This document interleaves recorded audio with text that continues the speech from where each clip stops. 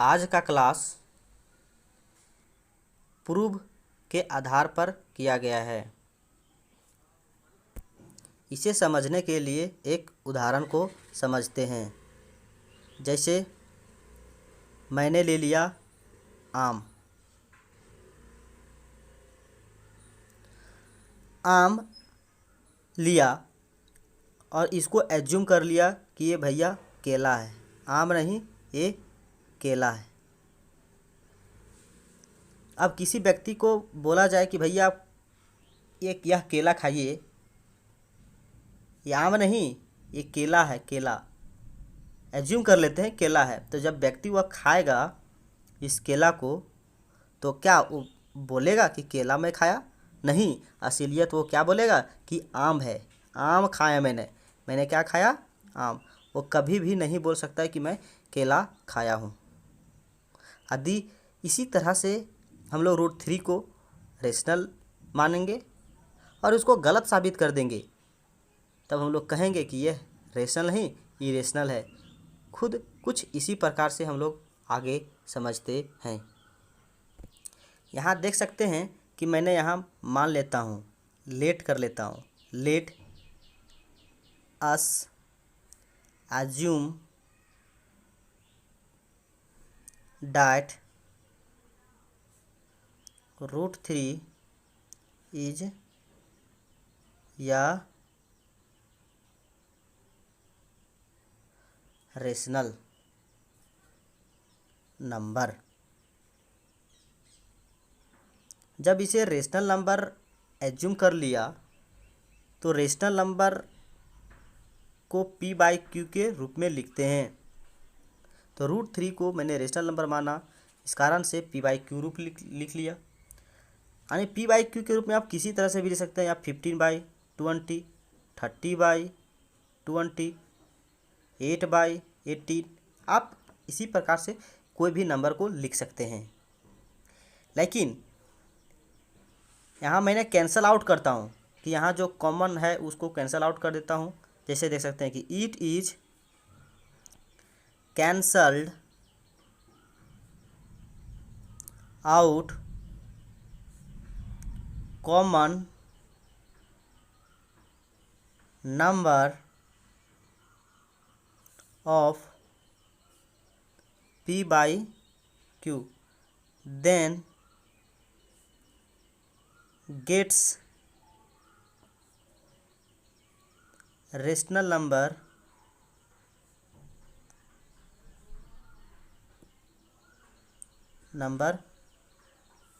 Is. तो यहाँ मैंने कैंसल आउट करके लिखा, तो मैंने मान लिया कि इज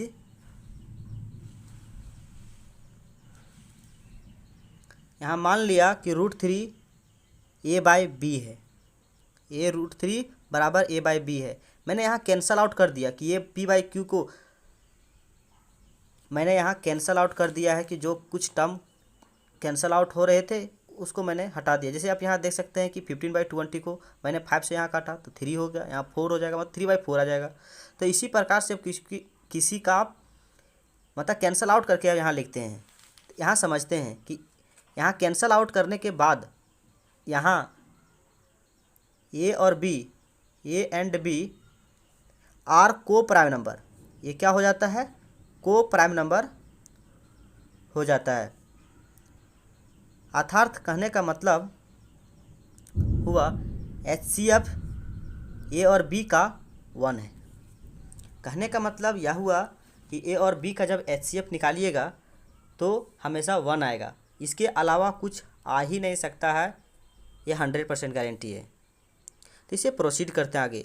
रूट 3 अब यहाँ इंटू कर देते हैं, रूट 3 भी यहाँ ए। अब दोनों साइड को मैंने स्क्वायर कर देता हूँ। Squaring on both side we get. कर देने के बाद यहाँ 3b² बराबर a² हो जाएगा। मैंने यहाँ b² बराबर यहाँ a²/3 लिख सकता हूँ। आप यहाँ देख सकते हैं कि यहाँ लिख सकते हैं कि 3 डिवाइड्स ए स्क्वायर। नियम के अनुसार कहा जाता है कि ए स्क्वायर जब 3 से डिवाइड हो रहा है या कोई भी संख्या डिवाइड हो रहा है तो यहाँ 3 डिवाइड्स ए भी हो जाएगा। जब डिवाइड हो गया उसके बाद इसे आगे बढ़ाते हैं। आप यहाँ देख सकते हैं कि 3 डिवाइड किए, 3 डिवाइड्स ए। जब 3 को हम कोई ए को डिवाइड किया तो यहाँ तो कुछ आएगा कोफिशिएंट, तो मैंने यहाँ मान लेता हूँ सी। तो यहाँ ए बराबर आप क्या ले सकते हैं कि यहाँ 3c, इसीलिए यहाँ सी लिखा जाता है। ए बराबर 3c। आप किसी को भी लिख सकते हैं, के भी लिख सकते हैं, एम भी लिख सकते हैं, एन भी लिख सकते हैं, कोई ऐसा दिक्कत नहीं है। आप इसे इक्वेशन फर्स्ट मान लें और यहाँ इक्वेशन सेकंड मान लें। Equation second, putting on first equation we get पाएंगे। यहाँ देख सकते हैं कि 3b, यहाँ 3b स्क्वायर ही लिखा मैंने, बराबर यहाँ ए स्क्वायर है तो ए बराबर 3c है, तो यहाँ 3c स्क्वायर हुआ। यहाँ हो जाएगा 3b स्क्वायर और इधर हो जाएगा 3 3 जा 9 और c स्क्वायर। आप यहाँ 3 3 कैंसिल आउट कर दीजिए दोनों साइड, तो यहाँ 3c स्क्वायर आएगा। यानी कहने का मतलब वो है बी स्क्वायर यहाँ बाई 3 बराबर c स्क्वायर। 3 जो डिवाइड्स कर रहा है बी स्क्वायर को, तो यहाँ भी कह सकते हैं कि 3 जो डिवाइड्स हो रहा है बी को। आप देखें कि पिछला पेज में कि 3 जो डिवाइड्स हो रहा था ए को भी कर रहा है, और यहाँ आप यहाँ देखें कि यहाँ 3 डिवाइड्स ए को भी देख लिया मैंने। यहाँ कहने का मतलब यह हुआ कि ए बाई बी एक को प्राइम नंबर था, लेकिन यहाँ कुछ 3 भी ऑब्टेन हो जा रहा है, या भी कॉमन फैक्टर आ जा रहा है ए और बी का। जैसे यहाँ लिख सकते हैं कि we obtain that 3 is a common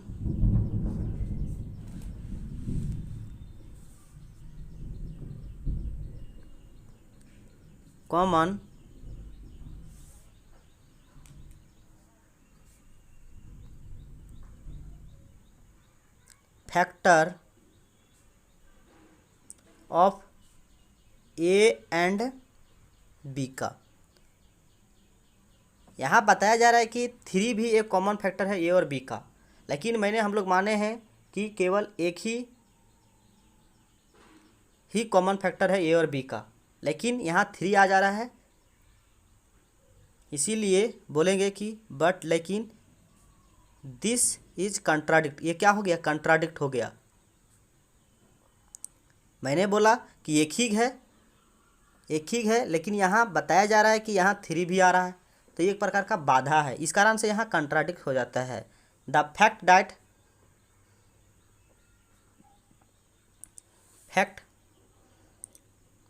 that A and B have no common factor other than 1। मैंने फर्स्ट में ही कहा था कि केवल एक ही कॉमन फैक्टर है, लेकिन यहाँ 3 भी आ जा रहा है। That's why our supposition is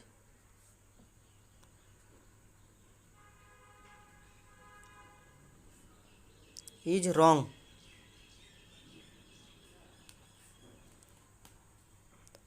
Therefore, √3 is irrational number। आप इस तरह से बना सकते हैं।